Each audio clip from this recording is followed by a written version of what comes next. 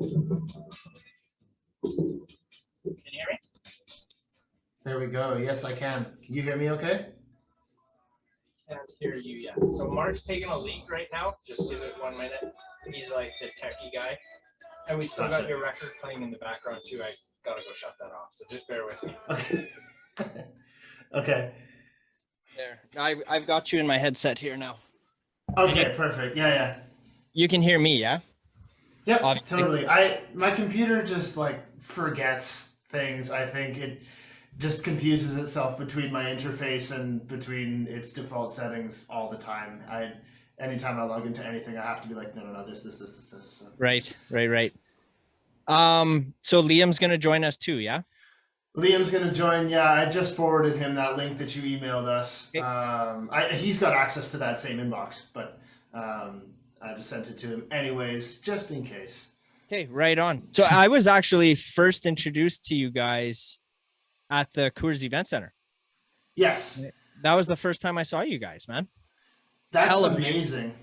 Thank you. That's a high compliment. We were definitely like, kind of just like, throw the doors open and see if we can make some noise on the street kind of thing. See if we can get everybody to come in. Because that was the first time that we'd ever been west of Thunder Bay, I think. So wow. That was our first time doing like a Western Canada tour. It was definitely our first time in Saskatoon. So I'm really glad that you made it, because that means that our strategy worked. Definitely did, for sure. Who did you guys, I don't remember who you shared the stage with that night though. Was that the Hourman? Yes, it was. Yeah. We got in contact with them through Instagram. I think we just started looking up like, okay, bands around Saskatoon kind of thing. And we got in contact with those guys and they played well. They were awesome. Hell yeah. Really I've seen them a few times there now. Yeah, I'm definitely a big fan of theirs for sure. Can I just ask, what kind of microphone are you using? It's just the one on my computer. I can probably set up something a little nicer if that would be beneficial here. Because your room is pretty echoey. Yes, it is a box. Yeah. let me finagle something very quick and see if it sounds a little better. Give me 30 seconds here. Sure, yeah. Yeah, man. Oh, and I got a call from Night Owl today about stage. It is reserved for the 5th, 6th, and 7th. So they drop it off on the 5th.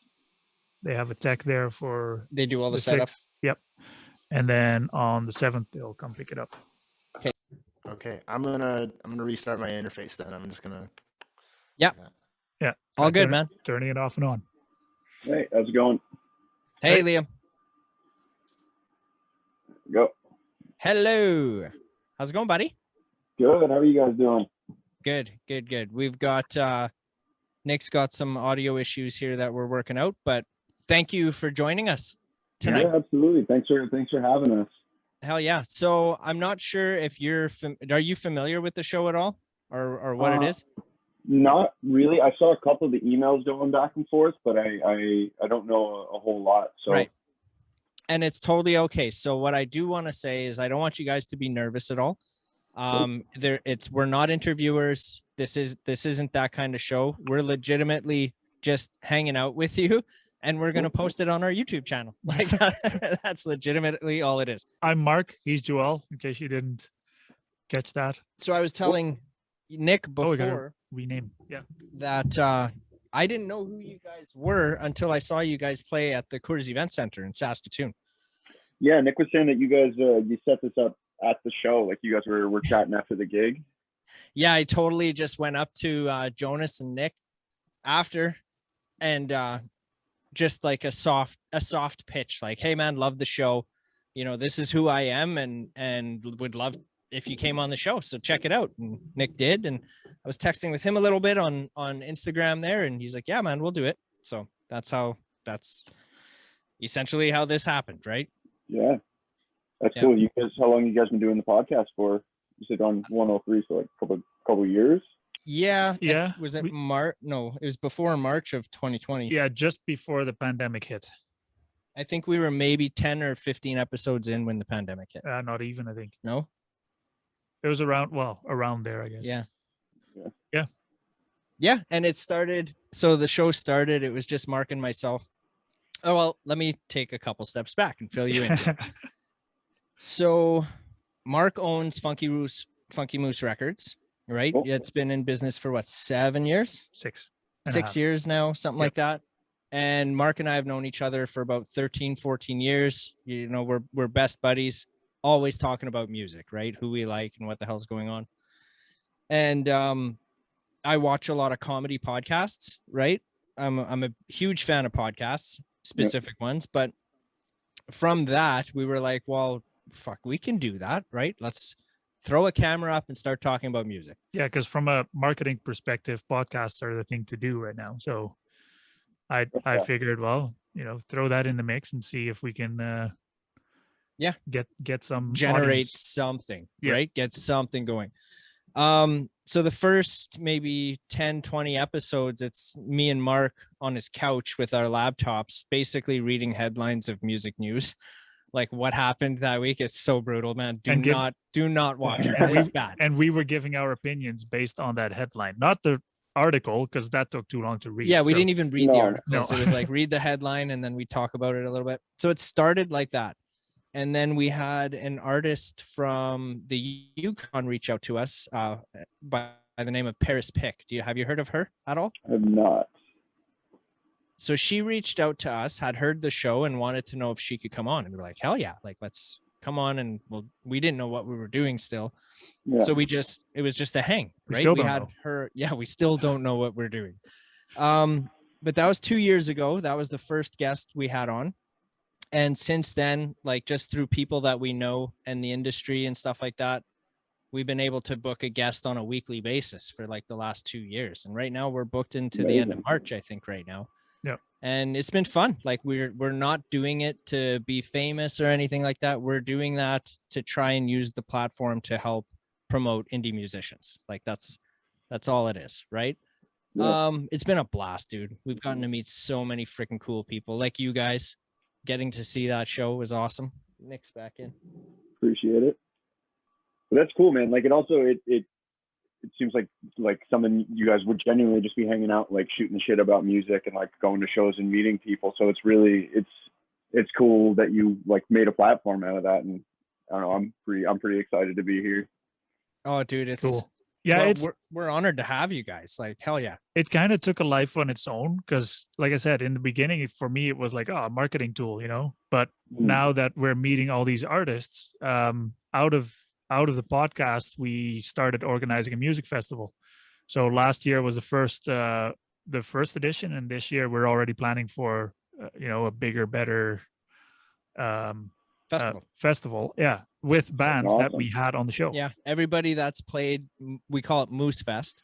Yep. And everybody who's played it has been a guest on the show already. So that's kind of like if I leave this in for those of you listening, if you want or expect to play Moose Fest, you at least have to come on the show and introduce yourselves to us. Yeah, and we're planning for 2023 if you want a spot. Yeah, 2022 is already taken care of. So. Yeah, that's booked. Yeah, hey, I'm Nick. I play saxophone for The Wilderness. Hi, I'm Liam. I play keyboards for The Wilderness, and this is episode 103 of The Sit Down Podcast. Bam. Right on. Nice.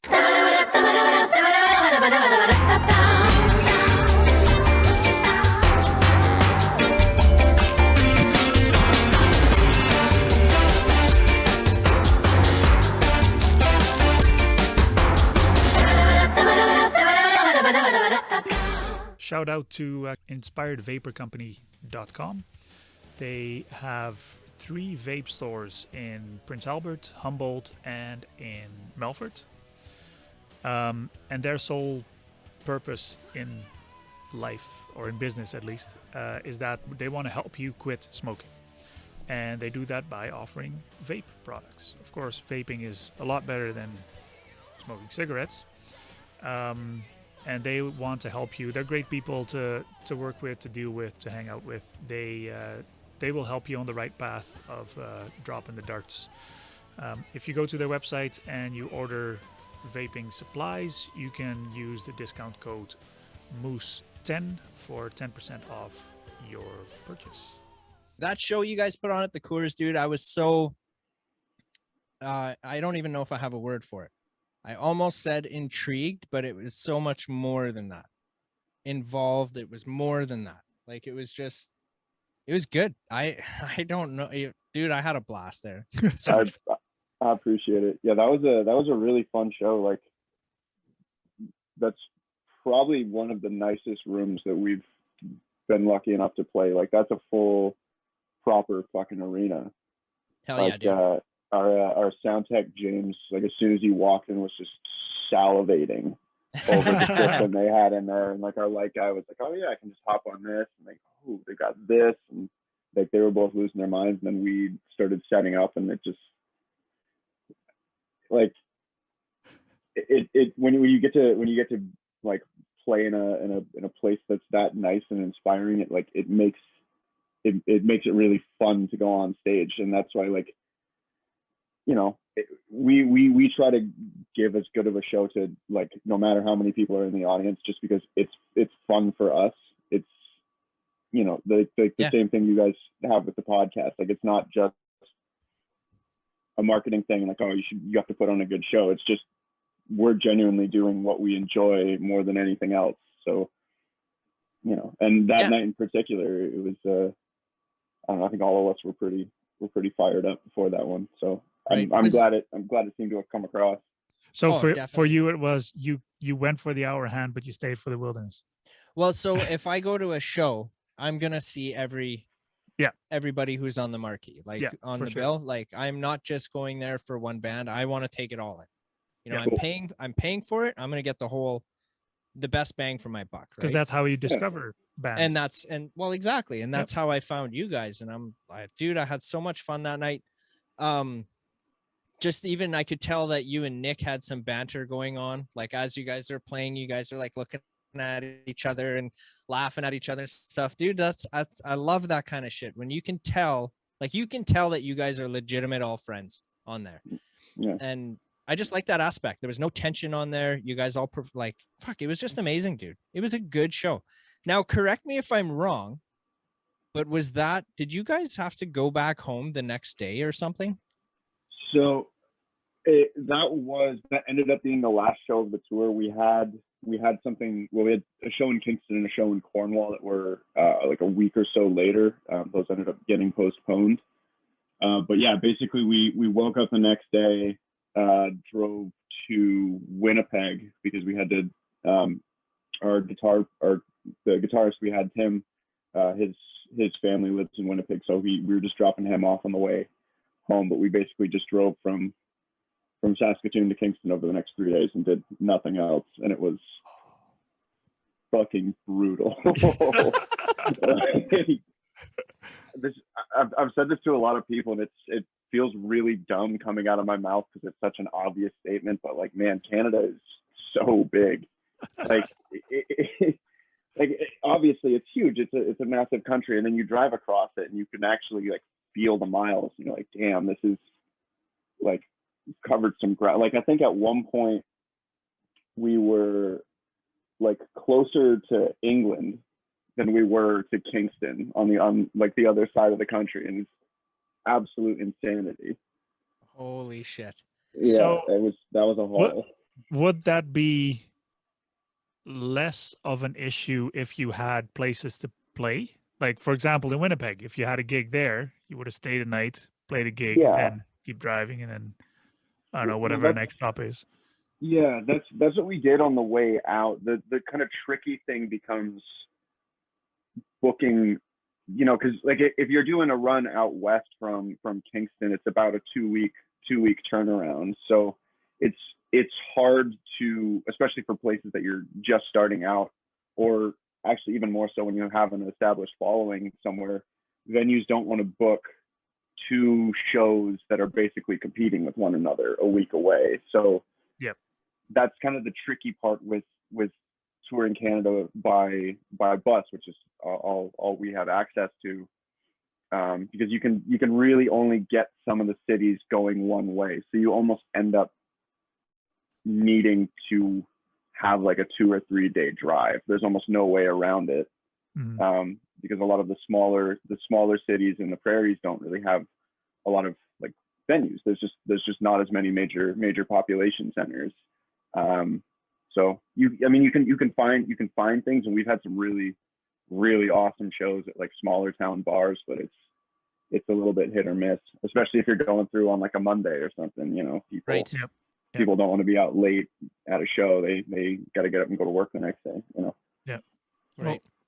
Nick is saying something in the chat, I think. Yeah, no, I have gone through as many settings as I can. I've tested 2 microphones, and the thing is like I get playback from this interface too. And when I speak into the thing, when I'm hearing myself in my ears, I'm not getting the clickety thing. But when I test it on Zoom, when it goes through Zoom, which I've been doing, I'm getting the clickety thing. So I think I'm doing my best, but I'm wondering if I just have to choose between the clickety thing or like the room Or being the room. This will be the way to go, I think. Yeah, this is better than the clickety. Yeah. I'm sorry. I have No, done don't my be. best. No worries. Dude, the people watching or listening are well aware. Like, we do so many Zoom calls where, you know, we've had internet failures in the middle of the show and stuff like that too, which I leave in. I leave all that in. So this is good. If they're here to check it out, they're pretty faithful to the show. They know. Cool. Amazing. Muse Canada is a new arts and entertainment media, connection, and support network. Skip the algorithms of social media and connect with other entertainment professionals across Canada. Sign up today for $5 a month or use promo code FunkyMoose2021 for 10% off. On some banter about life on the road, which I love. I didn't watch all the documentary series, right? But I watched, I think, 3 of them. Definitely Watermelon Jan. I want to give a shout out to Watermelon Jan. Hey, Jan, if you're out there watching or listening, I'm Joel. She's gonna love that. Oh, dude, Yeah, I'm certain she will be. I'm Mark. Hi. That was awesome. Can you guys, for the people who haven't, I encourage everybody listening to go check out that episode. Yeah. But can you guys fill us in on who Watermelon Jan is? Is that okay? That was also the one that you sent me. Yeah, Not the rest, dude, just that one. I loved it. Yeah. Yeah, so Watermelon Jan is this woman we met in upstate New York in Syracuse.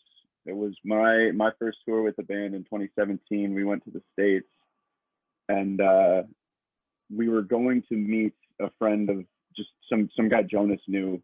We were going to go meet him and have coffee. And this guy had a weird sense of humor, so he's like, "Oh yeah, we'll meet at like the one Tim Hortons in upstate New York." And we're like, "Okay, where's the fucking Tim Hortons?" So we get lost, and we end up driving down just some residential street. And like, keep in mind, our van looked like decrepit. It was like an old converted like airport passenger van with a bunch of bunk beds screwed to the floor. Like it looked bad. You couldn't drive it more than 100 kilometers an hour. It just physically wouldn't go that fast. You had to watch the heat gauge because the engine might just overheat and explode. So yeah, it didn't look like the kind of vehicle you want to approach. And we drive down the street, and this woman's outside like watering her garden. And we open up the door, and we're like, "Hey, we're looking for the Tim Hortons. Like, what's going on? Can you direct us?" And she's like, "Yeah, it's back this way." Gives us directions. She's like, "Wow, this is a cool van. Like, what are you guys doing?" We're like, "Oh, we're a band. We're from Canada. We're trying to get to California, and we have to stop at this Tim Hortons first." She's like, "Oh, that's really cool. Hang on, give me a second." She runs back into her house, and she comes back with like some orange juice and a watermelon. And she's like, "Here, like, take this. You guys need supplies. Like, California's a long ways away. You gotta eat this watermelon and like drink this orange juice or whatever." And so we drove away, and yeah, she just became known as Watermelon Jan because she just became the biggest fan of the band, I think, outside of our own families. She just like she's followed us since that day.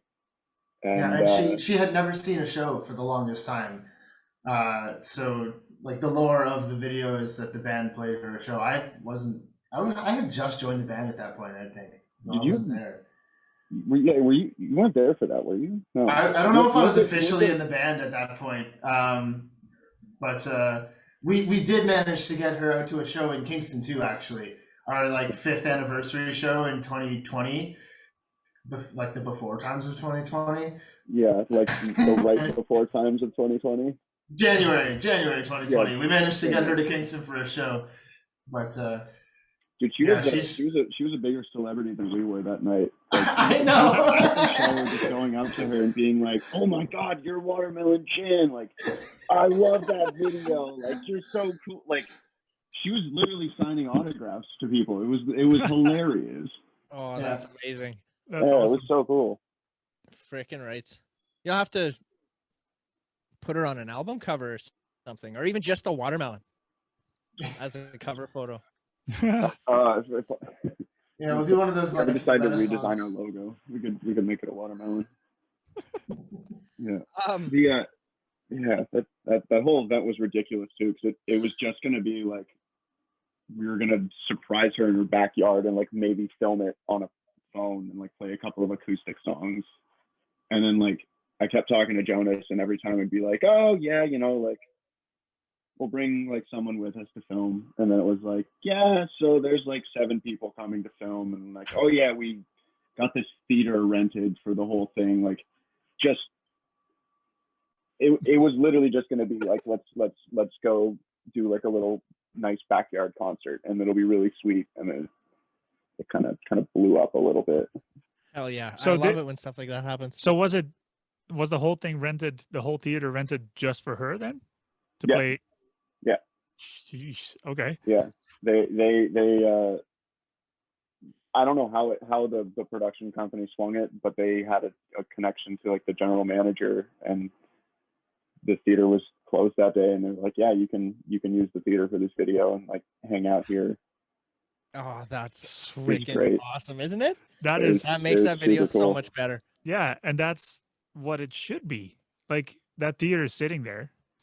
Yeah. Not doing anything. Yeah. I mean, hell yeah, dude. Yeah. The Palace Theater in Syracuse. Nice. I don't even know where's Syracuse. New York. In New York. Northern New York. Yeah. It's like 2 hours from Kingston. Oh, that is awesome. You guys, I'm going to have the link to that video on this video. I want you guys to go watch that and comment on it. Yeah. But yeah, dude, it was amazing. Yeah. Comment that you came from the Sit Down podcast. Mm-hmm. Freaking right. So you guys, how is the Patreon account going? Nick is the man. That's me. So I'm running the Patreon thing. I really love Patreon for the reason that like it is such a cool opportunity for like content creators, I guess, in general, but like us especially as musicians, to connect with fans more. And like, you know how like you kind of cater yourself to social media, and like you're on Instagram, you're curating everything, you've got like your best duds on and what have you, and all of that. And you know, it's like you see those memes that's like, oh, here's the picture for LinkedIn versus Instagram versus Tinder or whatever. And that the way that I feel about Patreon is that like it's such a cool opportunity to like create sort of a small community and like let people see like the history and the behind the scenes stuff. And like, boy, oh boy, there's a lot of it with this band. I'm the newest member of the band technically. I mean, I guess I've been in the band for like 3 or 4 years now. Even though I still feel like the new guy sometimes, but they like there's just the band's been together for 7 years now, right? Like the 25th of January was the 7th anniversary of the band, so I've just been digging through like archival footage, and we put demos of songs up there, which I think is kind of cool, because like again on Facebook or Instagram or whatever, you can't just be like, hey, yeah, check out this phone recording, even though like you kind of want to show all your buddies because you're proud of it, you know, like maybe you write something cool and you're like, check this riff, check these lyrics or whatever. And Patreon's dope for that, because it's like it's such a like an intimate space that you can be like, yeah, here's a demo of a song. Maybe you'll see it on an album. Maybe you'll be the only people to hear it. Who knows? But it's like a creative quick process. Plug for that. Some of those like demos are things that like you may never even turn into a song, and are some really cool out there stuff. Like there's some cool shit on there.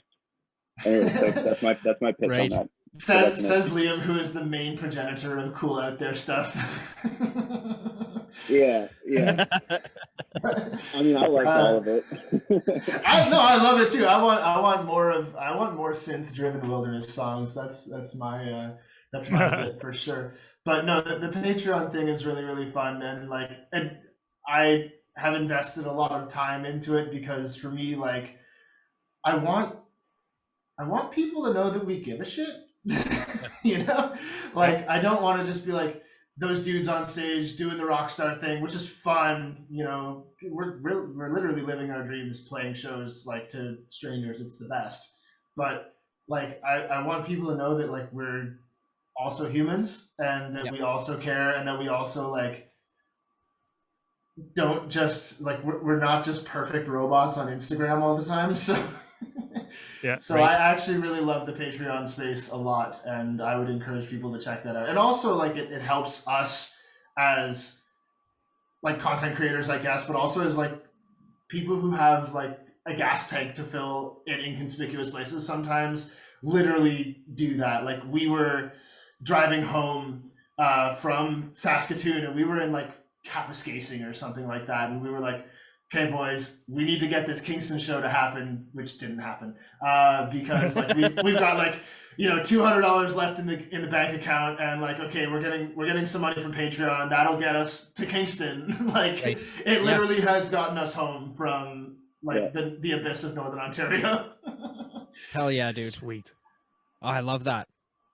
I thought of setting up a Patreon for us, but I'm not sure if we have enough people that care enough about our behind the scenes stuff. Yeah, not yet. We're nowhere near that point of it yet. And like, what would our behind the scenes be? Really, this is behind the scenes. This is behind the scenes, right? You could maybe put some footage of you sending out some orders or something, maybe. Oh yeah, people want to see that. Very fun. Yeah. Get some video content of social media work, sending emails. Yeah, exactly. Me at a computer. Scheduling posts all day. Yeah. Oh boy. Hell yeah. Yeah, I know. This is my lunch break. Yeah. I'm having a sandwich with ham today. Yeah, I don't think we could do Patreon. Not yet, anyway. Maybe. If people want to donate, I mean, I'm open for donations. Right. Yeah. Yeah, gotta get the PayPal link in the bio. Yeah. Yeah. No doubt. Yeah. Hell yeah, man. Let's talk a little bit more of the album. I don't remember the name of it. What is it? Seminary Road, the EP. That's the last one that came out, right? No, that's okay. That one, that was 2018, and then 2020 we did a full-length LP called Until Tomorrow, but that one we unfortunately have not been able to press vinyl for. Right. Yes. Right. Pressing vinyl is apparently a big debacle if your album is too long. Yeah. Oh, yeah. Apparently just too long. You can make it a 2 LP and put it on 45 RPM. Yeah, but it's so expensive. Yeah. it's kind of the thing. It's like we had designs. We had vinyl like designed. It looked really awesome, and it's just too expensive. Yeah. Yeah. We'll get there. We will get there. If we're ever allowed to play more shows, it'll happen. Circling back to Patreon, this is why Patreon is nice, because like if the support is like a direct return on investment. Like, yeah, we don't pay ourselves. Money. No, we don't make any. We don't make money from that. We don't pay ourselves. We just do buy shit for the band. Yeah. We press T-shirts. We like press CDs. We film videos. We make recordings like that. And we make sure that we get home alive. Admittedly, but like get food in your bellies, right? Yeah. Hell yeah. Yeah. Yeah. Mm-hmm. That's awesome. Cool. What the hell was I gonna say about? Oh yeah, it was just random. When was that? When I was on a rant about buying a record pressing thing? Was that like 2 months ago? Yeah. Dude, for like a couple days, I was like researching record pressing and reaching out to people, and I was like, I had it in my head for like 2 days that I was gonna do this and drop like $800,000 on getting a record pressing. Oh my god. Like I don't have $800,000. Like, where's that gonna come from? Yeah. So where are you on that now? Yeah, that's definitely on the back burner for right now. How far back? Like, We need to start a Patreon account and get some people to pitch in, and then we'll give them producer Why? credits so that we can get our own record pressing Why? machine. So that when we can help musicians out like these guys, we have connections. We Yeah. can just send them to people. we'll just do it Like, also ourselves. think about it. How cool would it be to own a vinyl pressing machine? It's Right? pretty cool. Yeah. Thank you. That's I pretty think so cool. too. But think is so it too. $800,000 worth kind of cool?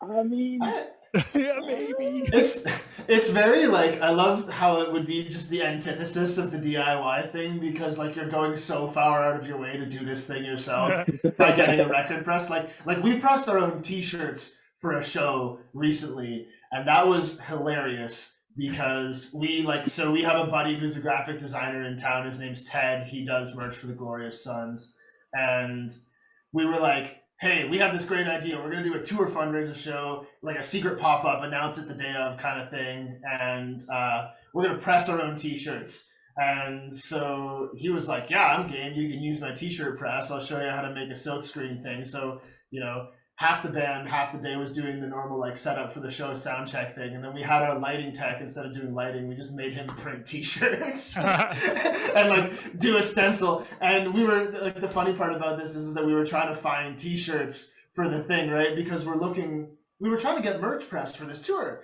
And we're talking to like all these merch pressing people, and they're like, yeah, black t-shirts can't find in COVID shipping lines, like can't do it. So we went to Michael's, like the craft store, and looked for black t-shirts, and we're like, we don't know what these idiots are talking about. There's black t-shirts right here. And so we bought them and we pressed them, and then we started getting messages in our inbox after being like, yo, these t-shirts are really small, bro. And we realized that we bought children's size t-shirts.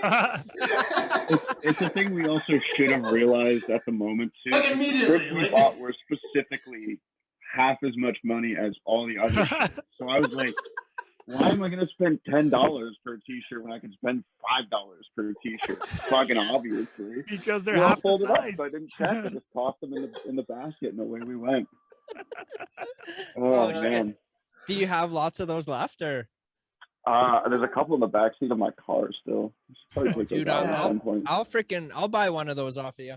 I want one. I don't even like. If you pay for shipping, I'll just send it to you, man. I don't feel like charging people money for it. I'll take one too. My daughter will probably fit it. Well, for sure, man. We'll pay for shipping. Yeah, send a couple of those over. Perfect. That's funny. We'll hang it up right. We'll put it up somewheres here. Somewheres. No, I'm gonna put it on my daughter. On your daughter. I'll put. Yeah, that was. We comped a couple of them. We definitely said to a couple of people like, "Okay, we'll send you a normal human-sized T-shirt, but also, do you have kids?" And a couple of them were like, "Yeah, I will just give this to like my grandson or whatever." Like, yeah. Also, probably wasn't a good idea to have this guy Ted explain how to print the silkscreen shirts to me and Henry, and then me and Henry have to secondhand, having not actually done it, just been told how to do it, then explain to the people we had printing the shirts how to do it. And it was ambitious. I think we might have just bit off a little bit more than we could chew. Oh, I love that stuff though. So are those t-shirts like really shitty? How did the print turn out? They definitely look DIY. This is true. I mean, it was like one color, and we had a little design that said like, "I bought this shirt so the wilderness could go on tour," and a little tree on it. And like, okay, if we were shooting for Michelangelo, then like we would have missed the mark. If we were shooting for lots of colors and something really complex, then like we definitely would have done like the equivalent of like a children's painting. But based on the thing that we were trying to do, I think that we achieved a solid effort at that thing, and I think that counts for something. Oh, 100%, dude. I love that kind of stuff where man, it's like, I don't even care what the t-shirt looks like anymore. Just the story behind it is worth it. Yeah, well, that's exactly it. It's got that shirt itself has a great story to it. Yeah, and I want to be part of that. Hell yeah. Yeah. The second one of those we did actually. We did the same thing in 2018, except we didn't have a printing press. We just had we did it all in Nick's basement actually. We just bought like 30 white t-shirts and some what kind of paint was it? It was like fabric paint or something. Yeah. And we printed stencils and like carved out the plastic and then just like put it on the shirt, painted the shirts on, and then like ironed them. And we sold a bunch of those. Freaking right, man. We like making our own shit. I keep seeing ads lately on Facebook for Tie-dyed? I think it's called Big Stamp. Big And it's stamp. like this huge freaking stamp that you have to paint on, and then you can stamp that on whatever you want. So including t-shirts. So That's pretty cool. Does it last? I don't know. See, but then they're like, but these guys could just make their own stamp though. Like, why buy a stamp when you can just make it, right? It's a good point. Yeah. It's usually a lot No, cheaper. No, And you that's get not a better good story. point. It's not a good point. No. How DIY can you DIY? Yeah. Listen, I got How far will you go? I don't need my summer tires. We could just like cut those up. We got the rubber. There you go. Gotta be some. We'll cut down a tree and we can like, we got this. Make We the got make this. the spokes, just windle it down for the spokes of the rim. Melt down the rubber and then heat it to the adhesive to the. So why don't you just That's it. make your own record press then? See, but that's how it started. Don't you remember that conversation? I was like, well, fuck, how hard could it be? And like, Mark's like, okay, like you're not going to do this. And I'm like, well, I built my own sandblaster. Yeah. So I wanted the sandblast. So I built a sandblaster. Because a There sandblaster you is go. exactly the same Well, as a no, record but I press. mean, it's just mechanical, right? So Yeah. you need some pistons and some gears and whatever, and slap that shit together. There are Fucking no press pistons. away, dude. There are no pistons in a record press. Well, you need a piston to like have you need a hydraulic press. Yeah, I guess right? that's the So, yeah, piston. there's okay. pistons in there. Okay. Not the pistons like the 16. No, not Yeah. like in an engine or nothing. Yeah, 16. But or whatever. I still think it's doable. I might still attempt to build a record Great. press, Now I'm but- going to hear this for the rest of the week. Thanks, guys. Welcome. The gift that keeps on giving. Hell yeah, dude. No, I love that kind of stuff. You know, you see something that you want and you just, Do if it. you can't buy it or whatever, just make it. Right. I love that. But that's the thing. You can buy record presses. Yeah. We'll talk about that more later. No, we're not. But too good. I'm trying to, So the last show you did was when? There was the show in Saskatoon. Yeah, it was in Saskatoon. Really? Oh, really? Well, Oh, yeah, yeah. because we had a couple planned, like for like closer to home. We had this big show planned here in Kingston at a hall, like 10 minutes down the street from us, kind of thing, that holds 700 people. And we had one in Cornwall where we hit surprisingly well, and both of those got canceled just because things got spicy with Omicron. So we're like rebooking them, like they're gonna happen. And this is actually kind of where we're at now. It worked out kind of interesting in so much as that, like, when you're touring and you're making music, like ideally it's kind of cyclical, right? Like you have like downtime, creative time where you're writing stuff and you're recording stuff, and then you're out on the road, hopefully promoting that stuff, right? Like you're touring like that record, so to speak. And it worked out kind of, I hesitate to call a pandemic convenient, but like the timing of the way that things were, like, was almost a blessing in disguise, in so much as that, like, it was like the turn of a new year, it was the holidays. We have to plan this kind of stuff months in advance anyway. We're just getting home from tour. Like, this was the time that we were gonna be spending figuring this out anyway. So what we're hoping to do is like just do a similar run again, and like crisscross the country, get out east too, because I don't think I haven't been there with this band. I know the band has been there, but that means that the band hasn't been there since a million years ago. That was before I was even in the band. Right. So like hopefully we'll be able to crisscross the country again in like May, and do those shows then, and hopefully nothing is in stone yet, but like we're talking to some Saskatoon people, and we're gonna be back there, I sincerely hope. And by which I mean I will. We just don't know what the Google Calendar looks like yet. So Yeah. Right. Oh, Well, let hell us yeah. know for sure. Oh, definitely, 100%. man. Trust me, I'll know. I follow you guys. So yeah. we'll I'm- know. I can tell because you were talking about watching all the documentaries, and I was like, cool. I'm glad somebody looked at those. Oh hell yeah, man! Like since that night at the Coors, man, I started following you guys immediately, so I see what's going on. Granted I don't watch everything, but I watched. Well, I think how many episodes on that docuseries? 7, right? 7 days. I posted 7 days of things. Yeah. Yeah. So I watched 3 out of those 7 for sure, but I Nice. do intend on watching all of them. 100%, dude. Like I'm a fan of you guys. I love the sound from the music that you guys are putting out there too. I don't hear very much of that. And I have a hard time putting my finger on what if there's anything I could compare it to. Mark and we were having this discussion earlier, trying to figure out, well, how would you describe it? And So story time. Jonas has Yes. a pretty particular voice, and on some of the songs, he reminds me, and the whole song itself reminds me of a band. And yesterday I was trying to tell Joel they remind me of this band, and I couldn't think of the name of the band. And I was like, "Fuck." did you have the right album cover? Yes. Okay, so the way he explained it to me yesterday was Okay, so it was a little off, but it was off. very close. You were saying it was like a white album cover. Yep. And there was something holding a banner. Someone was holding 2 veil type fabrics, one red and one blue. Yeah. And so that was the description I've got. Now I was on the hunt to try and figure out, wow, who the hell is he talking about? Yeah, because right? it was on the tip of my tongue. It was an Irish rock band, and I remember the album cover. I was like, fuck, what is their name?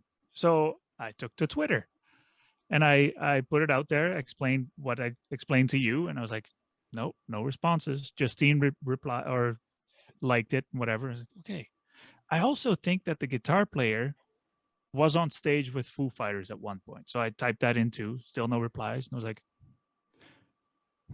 So there's a Dutch radio station, and they play alternative rock, and I know they play that band. So I tweeted the president of the company, who's also the morning DJ there, and the afternoon DJ. I was like, dudes, do you know what I mean? And then half an hour later, the Dutch DJ, the president, he was like, do you mean Biffy Clyro? I was like, fuck yeah, that's it. Nice. So thank you, Twitter. Thank you, Twitter. Nice. Thank you, Nikhil. Yeah, That's Jonas would love that comparison. Yeah. So okay, so the way I was explaining, did your mind go to Biffy Clyro? With that cover explanation. That wasn't where I went. I don't know.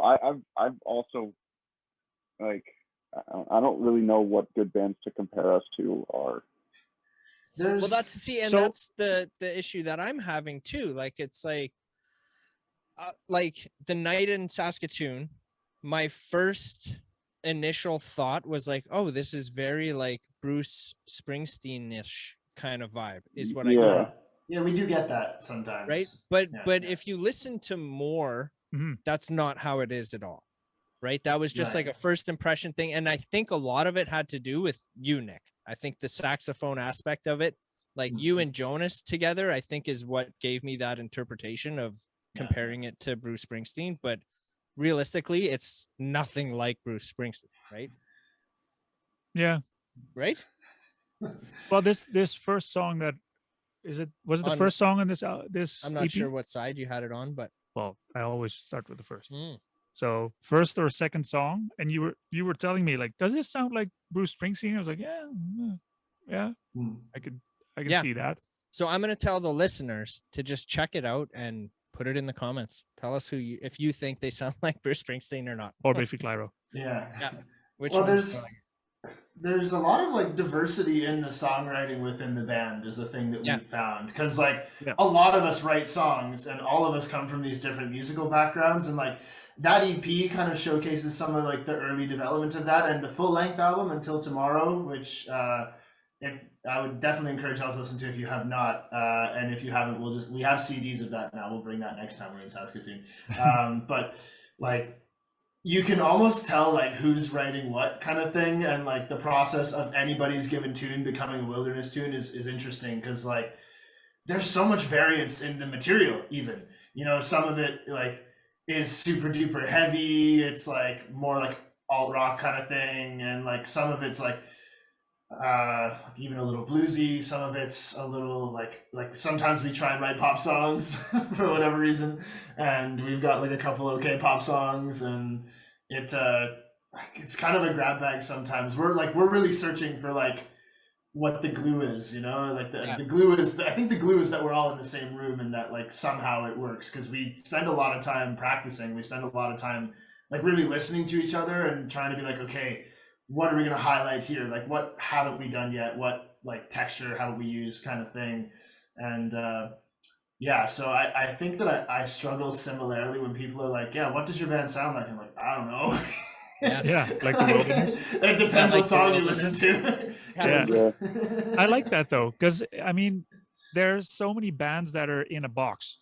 This is what we play, and this is what we do. And if you ask them to play something else, they can't, because that's not what we do. Yeah. So if you have a wide range of stuff that you've done in the past, yeah, I don't know. You also attract a larger crowd, I think. Essentially, that's what, sure. what Or you want. you can like read the room. Yeah. And leave a song out and play for that specific crowd, right? Maybe 100%. Well, Well, we yeah, tried to do a lot of that on tour. Yeah, Lee, you Yeah. go. Well, I was just gonna say, like, that also kind of like we came out playing a lot of cover songs and a lot of like bar shows where we were just the entertainment for the night. So it was like you know, we had to learn a pretty diverse set of songs, and we'd still play all of our songs because like, well, you got to. You hired us. We're gonna do what we want to do. Yeah. But yeah, so like we had to learn to adapt to a lot of different styles and adapt to rooms, like you said. So it's something that I think kind of carried over into our songwriting and into our I guess just our approach to like arranging songs, especially like where you can really take a song, excuse me, you can really take a song like where the song wants to go, as opposed to like ticking formula boxes. Yeah. Right. No, I love that. And we thought so hard actually like on this tour about like how to create a vibe with like the trajectory of the songs that we were going to play. Because like one of the beautiful things about tour is that you get to like really, really practice a particular set of things. You get a chance to like try new things over and over again and see which hit and which ones don't. And I think one of my favorite moments on that tour, and I can't remember if this was in Saskatoon or not, was like Jonas bantering with himself on stage one time. Liam, you said this really good thing, and you'll have to help me cite the source for this, but the quote that you told me, which was something along the lines of like, when you see a band, they're putting on two shows, one for you and one for themselves. Listening to Jonas talk to himself on stage is just the funniest thing I've ever heard in my life sometimes, because we had this like, in the middle of the set was like where we were going to let ourselves get like really sad and really heavy, right? Like we have that slow tune 25 that Jonas wrote about like a couple of his friends who passed away.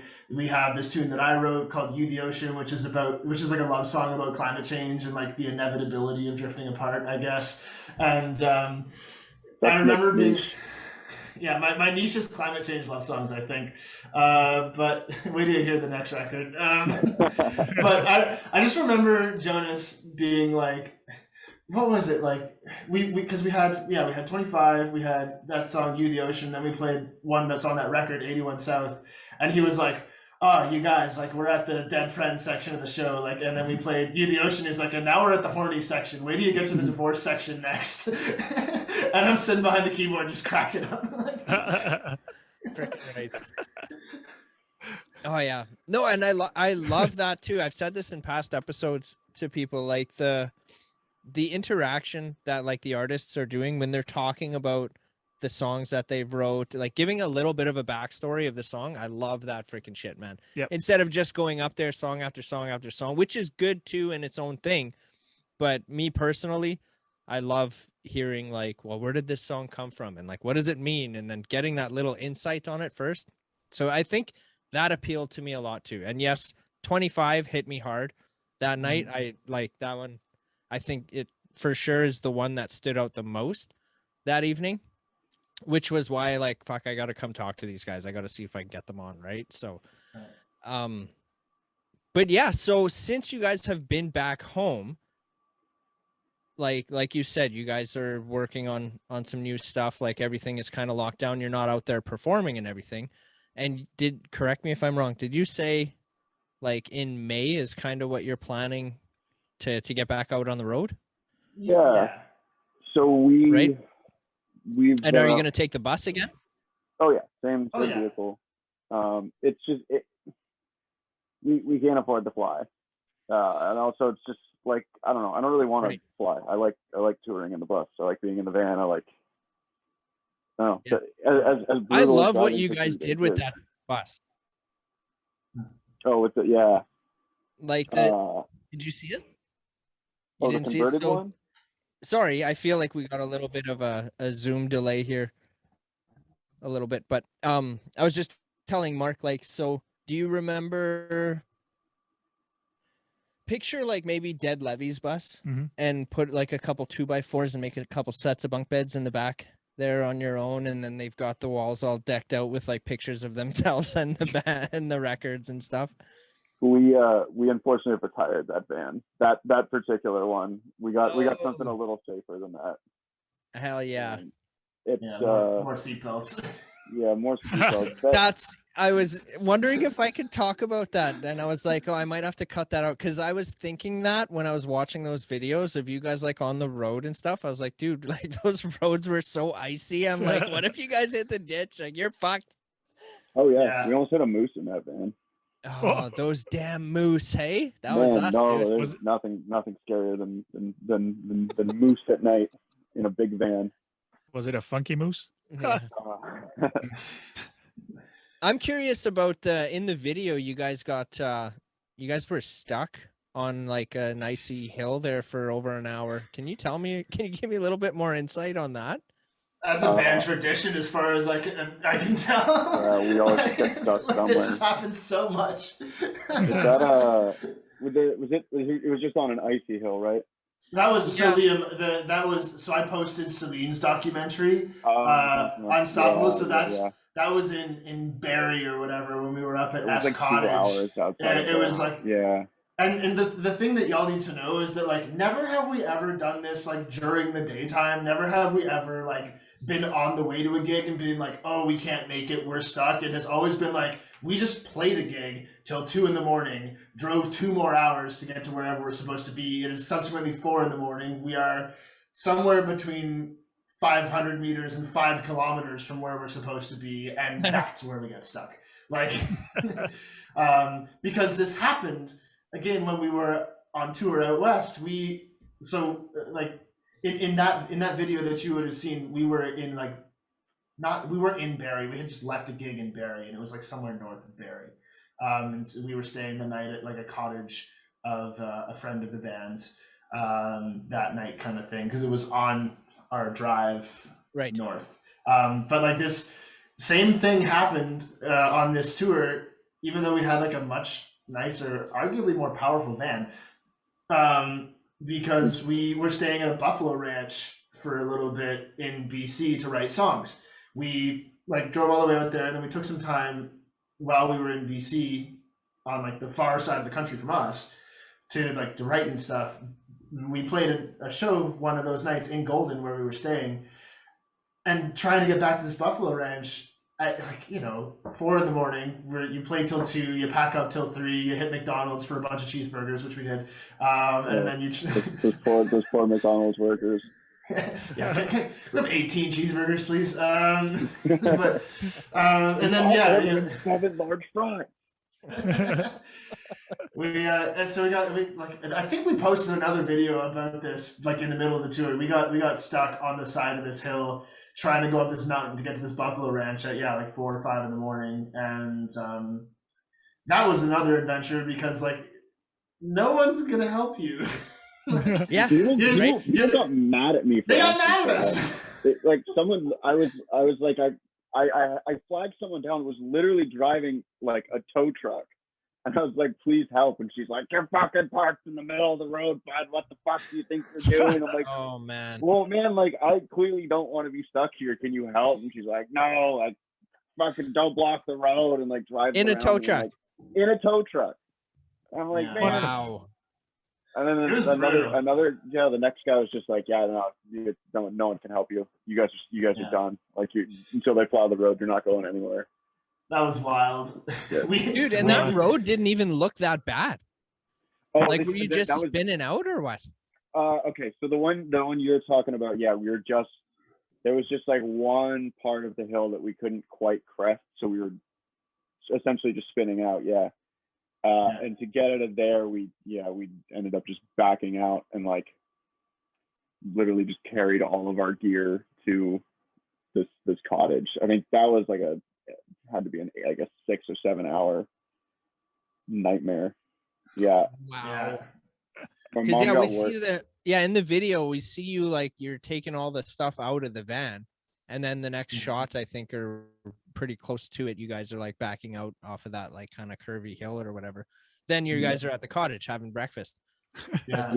That was as soon as I got a little worried, or my mom got a little worried. There's a video that we sent to her as soon as we got out, and it's like 10 in the morning, but we hadn't slept from the night before, so like I don't know who had it, but someone had a bottle of white wine, and we were just like drinking this bottle of white wine like at 10 in the morning. So we were like, fuck, we're finally gonna go to bed from the night before. And then we had to drive to Thunder Bay that day, so like it was a long day. It was a long day. Wow. Yeah, y'all should flip through our Instagram though, because there's like, again, this subsequently happened in BC, and it was like equally bad, if not worse. And we chronicled the whole thing because we had to like split up, send half the band in the pitch dark to walk like 5 kilometers to this buffalo ranch in hopes of getting help. 3 of us stayed in the van and like just awaited a call basically, which we got at 5:30 or whatever, basically saying, yeah, boys, help is not on the way, put your boots on, come back to the ranch. And then we lucked out, and some fella who was like passing by on a truck was like, what are you doing in the middle of this road walking by yourselves at 5 in the morning? And we were like, we're trying to get to this buffalo ranch. He's like, cool, hop in the back of my truck. So we got in the bed of in this guy's truck, flew up the side of the mountain at breakneck speeds because Buddy didn't want to get stuck holding on, and like simultaneously clinging on for dear life and just singing sea shanties because we were so stoked that we didn't have to walk the whole way. Like saved us literally like an hour and a half of walking in like knee-high snow. So did you have like all your gear with you then too? We left that in a trailer. Yeah, right. I was driving, so I like backed the van up a little bit so it was kind of off the road and like slightly jackknife. So if it started to go, it would catch something. So we just basically had like our backpacks and the rest of the McDonald's. Yeah, honestly, 18 cheeseburgers. Yeah. So Alpha team that went to the ranch kind of got the short end of the stick because they actually had to walk. The rest of us who were still in the van got to sit and I'm not going to shut the van off because it's cold. So we just had the heat going. we literally didn't have to walk. We got picked up and driven home. We had food. Yeah. It was great. It actually wasn't that bad at all. Boys had the hot tub fired up when we got back. Oh. It was great. That's arguably actually a good time. Yeah, I enjoyed it. Man, and I love how you guys are all together when that stuff happens. You know what I mean? Like you guys all travel together until they split up. Yeah, until you guys go and send Team Alpha out there. But I love that aspect of it. It's not like you guys are in your separate vehicles and then like one of you is stranded by himself. Do you know what I mean? That's cool, man. And I think that it just goes to show like how tight you guys are. And that comes off on stage too, dude. I definitely could read that on the stage when you guys were performing. How you guys are all legitimately like best buddies, right? Makes like for better stories too. Oh, hell yeah, man. I think that's how you'll be very successful as a band. Like if you guys aren't getting along, like you're not gonna go, like you're just not gonna stick. Do you know what I mean? Liam and Noel Gallagher. Say that again? The brothers. Oasis. The Oasis. Oh yeah. They also have millions and millions of dollars to to keep them going back. I mean, like honestly, like it would suck to do this if we didn't like each other. Like it's a pretty rough gig, man. Like it's and they're brothers, and they can't stand each other, but they have this band Oasis, and they keep getting booked, and they keep getting back together, and then they argue again, and they beat each other up, and then they split up again. They get back together again. What the? Oh, I had something to add to that. What the hell did you just say? You said something about like how you wouldn't stick together if you guys didn't get along. I forget what I had, something valid to go with that, and it'll come back to me. But I mean, like music's hard, man. Like being in a band is really difficult. Like if you don't enjoy, like if you're in a band with someone you don't like for 3 days, it's gonna be fucking horrible. Like no doubt. Oh, I remember now. I was gonna ask, so how did you guys get into the band? Because you two weren't like from in the original Wilderness, were you? No. Like technically, no. Came in a few years ago. Yeah. We Jedi mind tricked Nick. That's how we got him in the band. Oh, let's hear it. Oh boy, so Liam and Henry the drummer, lived here with me for a while. We were roommates, and that actually was my old room, the one Nick's sitting in right now. Yes. I've repainted the place and arranged some furniture a little differently. It looks a lot nicer than when I was living there. No fucking mattress on the floor. What can I say? But yeah, we lived together, and like I had been playing around in the scene here in Kingston for a bit, and oddly enough, like I have played shows with the Wilderness before I was in the Wilderness. Like I had a different band called the Royal Drifters with my buddy Mackenzie, and like we shared bills with the Wilderness, and we were like, oh yeah, those guys are cool. And like I think actually if you're on that Patreon page, I posted like a tour diary from before when, at least definitely before when I was in the band. I can't remember if Liam, I think Liam was there too, but like that show, like I played that show, I just wasn't in this band. Fun fact about that show, that's actually where Nick and I met, and I tried because he was playing drums. He tried to convince me to join my band. I tried to convince him that he should go back to playing saxophone and I could play drums for the Royal Drifters. Funny how that worked out. But so like I had been playing in the scene, and I was living with Liam and Henry, and like they were leaving for a tour one time, and they were like, dude, you want to just come jam with us at the Mansion, which is a venue like 5 minutes that way, Kingston staple. And I was like, yeah, sure, to hell with it, because my philosophy was like just to be thirsty for music. Like anytime someone says, hey, can you play this thing, like, yes. Am I qualified? I don't know, I'll figure it out. And so I did that like one time, you do one thing. And then actually, okay, that's a lie. I did play, I played 2 gigs with the band. The second one was at a venue that they played at a lot, and I played at with them a lot, called the Brooklyn, where it was a big deal. Don't remember why it was a big deal, but they hired me to play horn and 2 backup singers. And after that, I think since I agreed to that, there had to have been some fine print or something, because basically Liam and Henry and Jonas and Carl were like, okay, so yeah, this is when rehearsals are. We have these shows lined up. Like, are you working, or like you should tell your boss that you're going on tour. Like I didn't actually have any say in it. I was consenting. But like it wasn't my doing. So you're not officially a member. You're just being freelanced into it. I guess. I mean, yeah. Is there anything on paper that says I'm in the band? Actually, no. Actually, no. You're not even on the like legally, I'm not in the band. Well, you're on. Well, I'm on the recordings and stuff. Yeah. But I mean, the official document says Sasha's still in the band, so like, I have no financial obligations to the band, so Oh, but then the other way around too. If the band actually makes money, you don't get any. It's there's paperwork to be done. We'll use this episode as the stamp of you're officially in the band. There you go. Nick is now Because we officially. have all the authority to Yeah. be able to do Yeah, that. Right. exactly. Yeah. Yeah, Man, it, well, this is super awkward, but we have to kick Nick out of the band. This Yeah. is really this is, Right. You're gonna have didn't to think cut this this is out how of it was the gonna episode. happen. we actually hate saxophone. We're becoming a I don't know. I'm sorry. Like I said earlier, I just forget to talk sometimes. It happens. That's deadly. And you, Liam, like what's the story when you started? So I was living with Henry and Carl.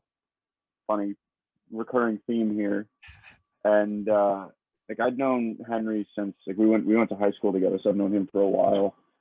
And we was hanging out, and like I was just finishing up university, and like I got a message from Jonas, basically just being like, "Hey, we're going on tour. We need someone to come along. It's like an extra set of hands. Like you have a driver's license. You're American. You can cross the border without any problem.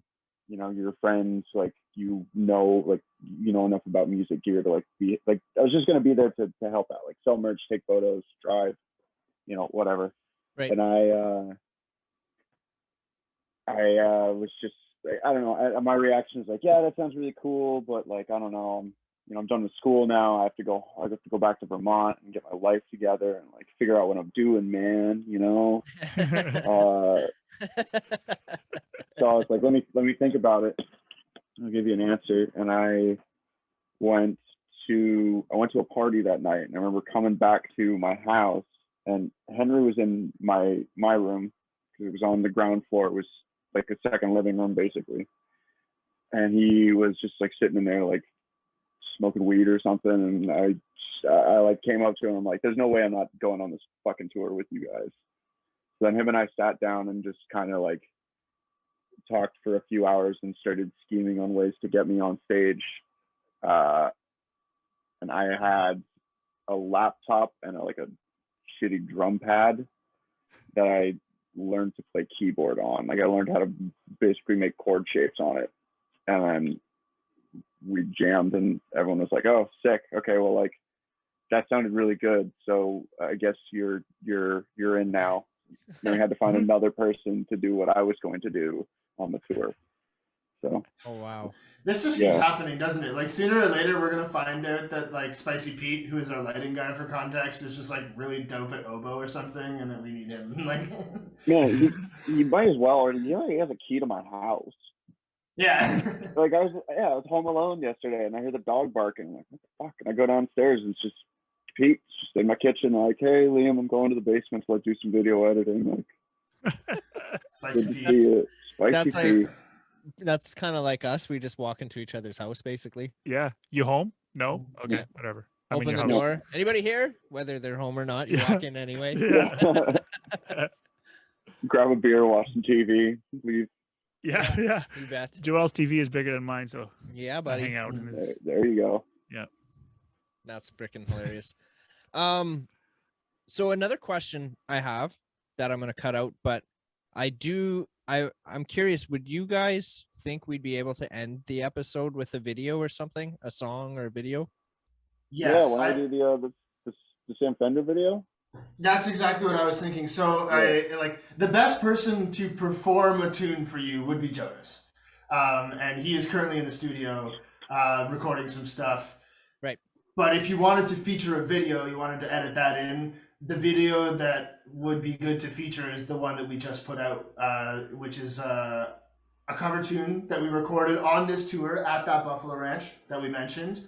It's a tune that we have performed live a bunch and that we really like by Sam Fender, who we admire a lot in terms of lyricism, in terms of like writing, in terms of groove, in terms of like saxophone lines that only have two notes and are somehow still amazing. That's me being biased. So we just put that out, and like actually if you wanted like a high quality version of that video, we could probably hook you up with a link to that. Like we got that on Dropbox kind of Oh, thing. dude, that'd be awesome. Than If as long as you YouTube guys are okay 720p. with it. Oh yeah, absolutely. Yeah. Freaking rights.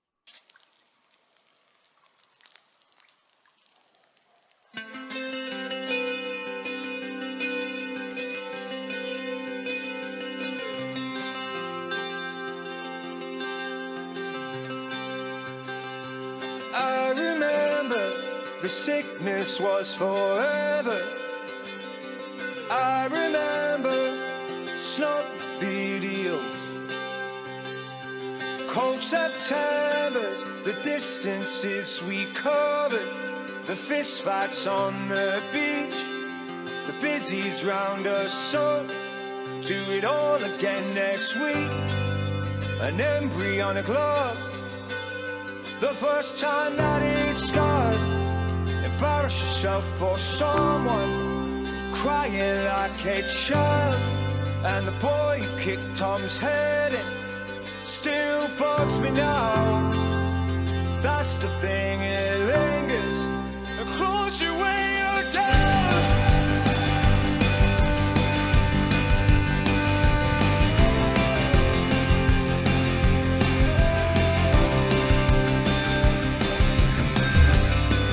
I was far too scared to hit him, but I would hit him in a heartbeat now. That's the thing with anger, it begs to stick around. So it will fleece you of your beauty and leave you spent with now to offer. Make you hurt the ones who love you. You'll hurt them like they're nothing.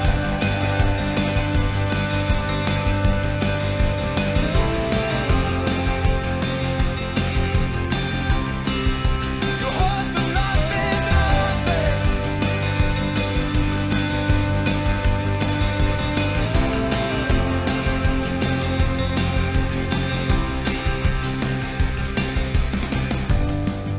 See, I spent my teens in a rage, spiraling in silence. I don't arm myself with a grin, cause I was always the fucking joker. Buried in their humor, I miss the white noise and boys. Locker room talking, lads. Drenched in cheap drink and side bags. A mirror picture of my old man. Oh God, the kid's a dab hand. Can he chatter but he looks sad? God, the kid looks so sad.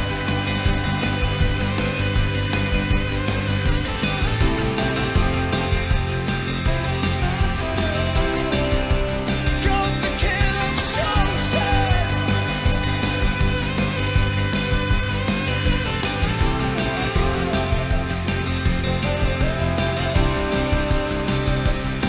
She said, take. So I go about shifting gear. And then she wept. The love came to die around here. I see my mother, the DWPC enorma. She cries on the floor in coffin. 17 going under. 17 going under.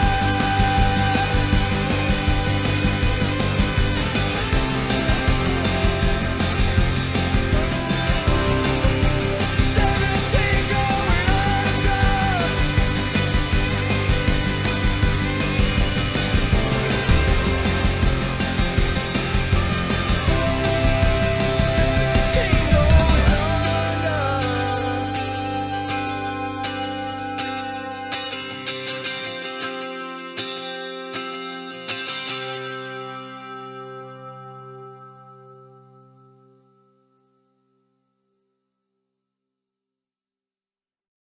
Well, I appreciate you cutting all that stuff earlier when Nick and I were talking all that shit about the rest of the band members and like saying horrible Yeah. things about it. It's really good that you cut all of that out from earlier.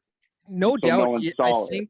I think what I'm gonna do is start a Patreon account, and for everybody who's on the Patreon account gets to see all the footage that we get to cut out of the videos. Yeah, so There you go. all the shit talking they did about the other Mhm, band yep. members. Yeah. Sorry, That's sorry, perfect. Jonas.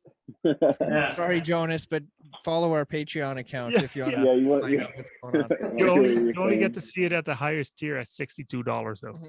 Yeah. Where can we direct people? Like, we know you've got the Patreon account. Where else can the listeners find you guys? Okay. Do you want to, or do you want me to? I guess I'll do it. So we're Yeah. on all major social medias. The Wilderness Kingston. You can find us on Facebook, Instagram, Twitter. TikTok. The Wilderness Kingston and TikTok. We're on TikTok. It's actually a TikTok star.